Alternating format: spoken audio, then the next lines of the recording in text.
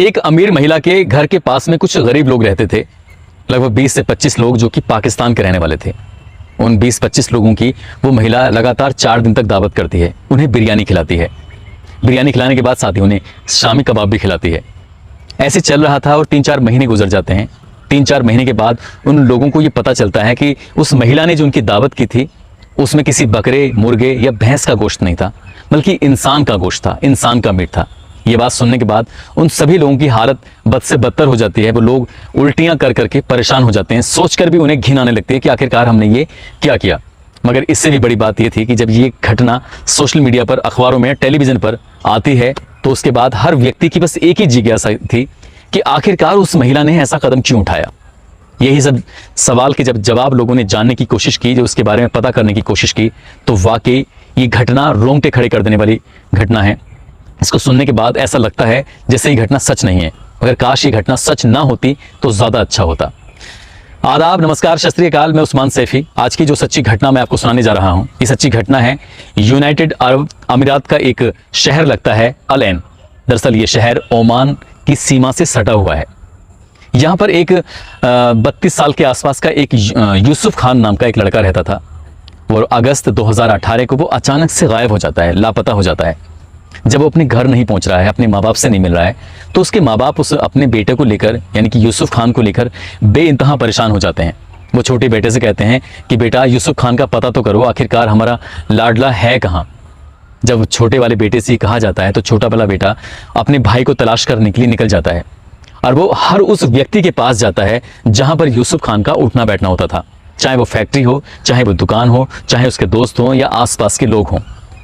सबके पास बारी बारी से जा रहा था, लेकिन अपने भाई का कहीं भी कोई सुराग नहीं लग रहा था। इस बात को लेकर वो रोज अपने माँ बाप से आकर कहता था कि पापा या अब्बू, वो नहीं मिल पा रहा है, मैं क्या करूं। उसके अब्बू कहते थे, बेटा हिम्मत मत हारो, तुम अपने भाई का पता करो। फिर कहीं जाकर जब महीने 2 महीने गुजर जाते हैं, तब वो जाके नजदीकी पुलिस स्टेशन में जाता है और वहां जाकर अपने भाई की गुमशुदगी दर्ज करा देता है। गुमशुदगी दर्ज कराने के बाद पुलिस ने इस मामले को वाकई गंभीरता से नहीं लिया। काश पुलिस ने इस मामले को गंभीरता से लिया होता तो बहुत जल्दी ये केस खुल जाता। मगर यूसुफ खान के भाई ने हिम्मत नहीं हारी और जब लोगों से बातचीत कर रहा था तो बातचीत करते करते उसके सामने एक नाम बारी बारी से आ रहा था और वो नाम था ज़रीन खान का। ज़रीन खान बहुत ही अमीर महिला, जो कि गरीबों का या बहुत सारे लोगों का ख्याल रखती थी। ज़रीन खान का इस यूसुफ खान नाम के व्यक्ति से अफेयर था। वो उसे बेइंतहा प्यार करती थी, अपनी जान से भी कहीं ज़्यादा प्यार करती थी। यूसुफ खान का भाई उस लड़की के पास जाता है और जाकर कहता है कि ज़रीन खान, क्या तुमने मेरे भाई को देखा है? तो ज़रीन खान कहती है कि मैं तुम्हारे भाई को लेकर इतना परेशान हूं, लगभग 3 महीने होने को आए हैं, लेकिन तुम्हारे भाई का कहीं आता पता नहीं है। नंबर भी स्विच ऑफ करके बैठ गया है, न जाने किस बात की नाराजगी है। मैंने कितनी कोशिश की उसको तलाश करने की, मैंने तुम्हारे घर भी जाने की कोशिश की, लेकिन उसका कहीं भी कोई आता पता नहीं चल पाया। कहीं भी उसका सुराग लगता है तो मुझे जरूर बताना। जब ये बात ज़रीन खान उससे कहती है तो उसका छोटा भाई भी अपने भाई को लेकर परेशान हो जाता है। दोपहर का वक्त चला था, खाने का वक्त हो रहा था। वो ज़रीन खान कहती है कि अब तुम घर जाओगे, इसलिए मेरे घर चलो और तुम वहीं मेरे साथ खाना खाने के बाद तुम यहाँ से चले जाना। वो यूसुफ खान का छोटा भाई ज़रीन खान के घर जाता है और घर जाने के बाद वो उसके खाने का वेट कर रहा था। वो खाना बना रही थी। ऐसी ही बातचीत करता करता वो उसकी रसोई में चले जाता है। जब रसोई में जाता है तो वहाँ पर एक बड़ा सा ग्राइंडर रखा हुआ था, मिक्सी ग्राइंडर, जिसमें क्या अलग अलग तरह के मसाले या फिर कोई ऐसी चीज़ पिसाई करते हैं। उसमें जब पिसाई करते हैं तो ऐसे ही वो देखने लगा कि वो ज़रूरत से कहीं ज़्यादा बड़ा था मिक्सी ग्राइंडर। उसकी तरफ देखता है, कहता है कि ज़रीन खान, आपने तो बहुत बड़ा मिक्सी ग्राइंडर लिया हुआ है, आखिरकार इसकी कहाँ ज़रूरत आन पड़ी? वो कहती है कि नहीं, वो आए दिन मैं गोश्त बनाती रहती हूँ, मीट बनाती रहती हूँ, तो इसलिए उसकी ज़रूरत पड़ती रहती है। मैं इकट्ठा ही मीट ले आती हूँ तो इसमें पिसाई करती रहती हूँ। जब ये बात वो सुनता है तो वो उसको देखने लगता है और उसका पहिया, जो उसके अंदर एक कटोरी टाइप की होती है, उसके ब्लेड होते हैं, उसको घुमाने लगता है। और घुमाते घुमाते कब उसके अंदर से, उस ब्लेड से एक हड्डी का छोटा सा टुकड़ा टूट के गिर जाता है। और वो हड्डी का टुकड़ा जैसे वो अपने हाथ में लेता है तो हड्डी का टुकड़ा कुछ और नहीं था बल्कि दांत था। और दांत देखने में ऐसा लग रहा था जैसे कि किसी इंसान का दांत हो। ये बात वो ज़रीन खान से कहता है कि ऐसा लगता है जैसे कि ये इंसान का दांत हो। तो ज़रीन खान ये सुनकर हैरान थी, एकदम से भौचक्की हो जाती है। जैसे ही उसके हाथ में छीनने की कोशिश करती है तो वो देता नहीं है, और देता नहीं है तो कहता कि नहीं, इसे तुम मत लो। वो जबरदस्ती छीनने की कोशिश करती है। इसी बात पर इन दोनों के बीच में हाथापाई जैसी कंडीशन पैदा हो जाती है। अब यूसुफ खान के भाई को लगता है कि जरूर कुछ ना कुछ दाल में काला है, जरूर कुछ ना कुछ ऐसी बात है जो मुझसे छुपाई जा रही है।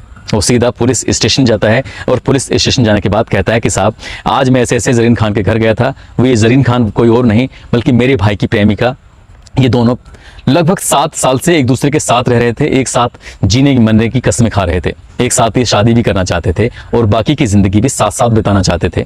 मैं जब उसके घर जाता हूँ तो मुझे उसकी मिक्सी ग्राइंडर के अंदर की दांत मिलता है। पुलिस उस दांत को देखती है और दांत को देखने के बाद जब उसकी जांच कराती है तो पता चलता है कि वो सचमुच इंसान का दांत है। मगर इंसान का दांत उस ग्राइंडर के अंदर क्या कर रहा है, पुलिस ने उसकी जब डीएनए सैंपल लिया और सैंपल लेने के बाद उसके भाई का सैंपल लेने के बाद और उसकी जब जांच कराई जाती है तो सचमुच वो दांत किसी और का नहीं बल्कि यूसुफ खान का था। और ये बात देखकर यूसुफ खान के परिवार के लोग और पुलिस वाले भी हैरान थे कि आखिरकार यूसुफ खान के साथ ऐसा क्या हुआ था।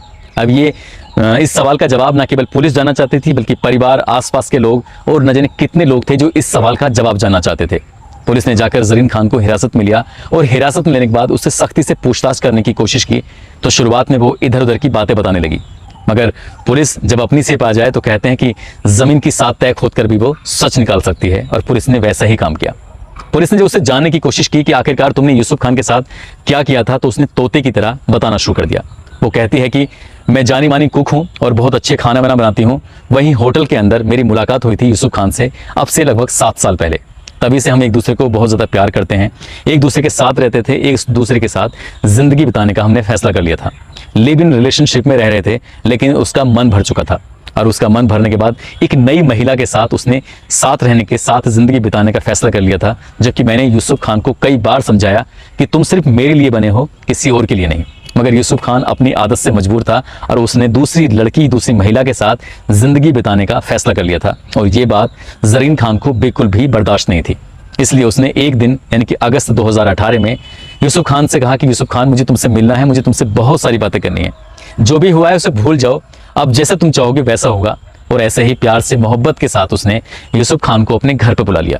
घर बुलाने के लिए उसके बाद उसने अपने घर पे उसके लिए बहुत अच्छे व्यंजन बनाए नॉन वेज के और उसे प्यार से खाना खिलाया। खाना खाने के बाद उसे नींद आ जाती है और वो सो जाता है। दरअसल खाने के अंदर कुछ नशीला पदार्थ मिला हुआ था जिसको खाते ही वो बेहोश हो जाता है और बेहोश होने के बाद उसका वो गला दबाकर उसकी हत्या कर देती है। हत्या तो कर देती है जरीन खान, लेकिन वो सोच में परेशान थी कि आखिरकार इस इतने बड़े शरीर का वो क्या करे। लगभग 70 किलो वजन के उस व्यक्ति को वो कहाँ फेंक कर आए, कैसे फेंक के आए। यदि उसे वो बाहर लेके जाती है तो पुलिस उसको गिरफ्तार कर लेगी और हमेशा हमेशा के लिए जेल में डाल देगी। इस बात को लेकर वो इतना परेशान थी तो उसके दिमाग में आता है कि क्यों ना वो जो हुनर है, जो वो खाना बनाती है, व्यंजन बनाती है, ऐसे ही कुछ काम करे। अपने घर में रखी हुई ज्वेलरी, अपने घर में रखे हुए पैसे वो लेकर बाजार जाती है और बाजार से रसोई का वो बहुत सारा सामान लेके आती है। इसमें बड़े बड़े चाकू, बड़े बड़े भगोने, इस तरह की चीज़ें लेके आती है और बड़ी एक ग्राइंडर मशीन लेके आती है और वो लाने के बाद उसने अपने रसोई में रखती है और साथ ही उस बड़े बड़े चाकू जो लेके आई थी उस चाकू से अपने प्रेमी के यानी कि यूसुफ खान की एक नहीं कई सारे टुकड़े कर देती है। और कई सारे टुकड़े करने के बाद उसके शरीर को वो अलग अलग हिस्सों में फ्रीज के अंदर रखती है और फ्रीज के अंदर रखने के बाद बारी बारी से उनको टुकड़े करके अपनी ग्राइंडर मशीन में पीसती है। और उसके ठीक घर के बगल में पास में ही कुछ लोग मजदूर लोग रहते थे। उन मजदूर लोगों का एक झुंड था जो 20 से 25 लोगों की संख्या थी। ये महिला वाकई एक अच्छे घराने से थी, अमीर महिला थी जो कि मोरक्को शहर की रहने वाली थी और वो मजदूरों की समय समय पर मदद भी किया करती थी। एक दिन जाकर वो उन मजदूरों से बोलती है कि भैया लोगों, आप लोग कहीं भी खाना मत खाना, आज मैंने तुम्हारे लिए खाने का इंतजाम किया है, तो तुम लोग आज दोपहर का खाना हमारे घर पे खाना, हमारे साथ खाना। अब ऐसे ही होता है, वो अपने घर पर उस व्यक्ति की लाश के टुकड़े कर करके उसको 4 अलग अलग हिस्सों में बनाती है और पहले हिस्से का वो बिरयानी बनाती है और उसको ग्राइंडर मशीन के अंदर पीसती है। साथ ही शामी कबाब बनाती है और शामी कबाब और बिरयानी वो उन लोगों को परोसती है। वो लोग बड़े ही चाप के साथ उस बिरयानी को खाते हैं और बड़े ही मज़े से खाते हैं, तो बड़ी तारीफ करते हैं और साहब पूरे मोहल्ले में इस बात की वो कहते हैं कि ये महिला हमारा सबसे ज़्यादा ख्याल रखती है। सारे के सारे लोग 20 या 25 लोग बताए जा रहे थे जो कि पाकिस्तान के रहने वाले थे, जो कि इस अल ऐन शहर के अंदर मजदूरी करते थे। उन मजदूरों को वो बिरयानी और शामी कबाब जब खिला रही थी, फिर दूसरे दिन आता है, दूसरे दिन भी उसने ऐसे किया, तीसरे दिन भी उसने ऐसे किया और चौथे दिन भी उसने ऐसा ही किया। लगातार 4 दिनों तक उसने उस व्यक्ति के मीट को अलग अलग हिस्सों में काटा, अलग अलग हिस्सों में टुकड़े किए, उसकी बिरयानी बनाई, शामी कबाब बनाए और उनको खिला दिया। अब उसकी जो हड्डियां बचती हैं, उन हड्डियों को वो कुकर में उबालती थी, क्योंकि वो एक बड़ा सा कुकर भी लेके आई थी। उन्हें उबालती थी और जब हड्डियां कमज़ोर पड़ जाया करती थी तो उन हड्डियों को वो उस ग्राइंडर की मशीन के अंदर पीस कर उनका चूरा कर दिया करती थी। जैसे वो बाहर निकलती थी उसके बाद एक एक पॉलीथीन को वो बाहर फेंक दिया करती थी। यानी कि अब उसके घर के अंदर इस यूसुफ खान नाम का कोई भी ऐसा पॉइंट या कोई भी ऐसी बात नहीं बची थी जिसके आधार पर ये पता चल सके। उसके कपड़े, उसके मोबाइल, उसके जूते, जो भी उसका सामान था, सारे सामान में वो आग लगा चुकी थी। अब इस घर में कोई सबूत नहीं बचा था। लेकिन कहते हैं कि क्राइम को कितनी भी शातिर तरीके से क्यों ना किया जाए, क्राइम कभी छुपता नहीं है। और ठीक इस कहानी में भी ऐसे ही होता है। एक दांत जो कि ग्राइंडर मशीन में फंस कर रह गया था और वो उसके सगे छोटे भाई को मिल जाता है और वो सगा छोटा भाई लेके पहुंच जाता है पुलिस के पास और पुलिस उसकी डीएनए रिपोर्ट कराती है। डीएनए रिपोर्ट से वो यूसुफ खान से मैच कर जाता है। लेकिन इससे भी बड़ी हैरानी होती है उन मजदूरों को। वो मजदूर कहते हैं कि हमने क्या बिगाड़ा था जो हम लोगों को शामी कबाब और बिरयानी बनाकर एक इंसान का हमें मीट खिला दिया। उन 20 से 25 लोगों की हालत इतनी खराब थी, बहुत ज़्यादा। पुलिस की पूछताछ में वो महिला बताती है कि उसने जो कुछ हड्डियां या कुछ उसके वेस्ट मटेरियल था शरीर का, आंत ओंचड़ी टाइप की जो होती हैं, उन्हें मोहल्ले के कुत्तों को उसने खिला दिया था। दोस्तों वाकई ये बहुत ही भयानक कहानी थी। इसमें पुलिस ने उस महिला को गिरफ्तार किया। गिरफ्तार करने के बाद जेल भेज दिया। फिलहाल ये मामला अभी भी कोर्ट में लंबित है, मामला कोर्ट में चल रहा है। वहाँ की पुलिस, वहाँ का कानून उसको क्या सजा देगा ये भविष्य के गर्भ में छिपा है। लेकिन जैसे ये खबर, जैसे ये बात सोशल मीडिया पर, इलेक्ट्रॉनिक मीडिया पर, अंग्रेजी अखबारों में ये लोगों तक पहुंचती है तो लोग सुनकर हैरान थे कि एक महिला अपने प्रेमी से आखिरकार इस कदर नाराज होती है कि उसके टुकड़े टुकड़े करके उसकी बिरयानी और शामी कबाब बनाकर वो लोगों को खिला देती है। वाकई ये कहानी हैरान करती है, परेशान करती है। दोस्तों इस कहानी को, इस किस्से को, इस घटना को सुनाने का उद्देश्य किसी को परेशान करना नहीं है, किसी का दिल दुखाना नहीं है, बल्कि आपको जागरूक करना है, आपको सचेत करना है। आप प्यार करें, सब कुछ करें, लेकिन किसी को धोखा नहीं दें। धोखा देने का गलत अंजाम होता है, गलत नतीजा होता है। ऐसे इस कहानी में भी हुआ। इस महिला को धोखा मिल रहा था तो वो पुलिस के पास जाकर मदद मांग सकती थी। उसने जो किया वाकई गलत किया, उसको ऐसा नहीं करना चाहिए था, क्योंकि उसकी बाकी की जिंदगी अब सलाखों के पीछे गुजर रही है। अपना ख्याल रखें, सुरक्षित रहें। जय हिंद, जय भारत।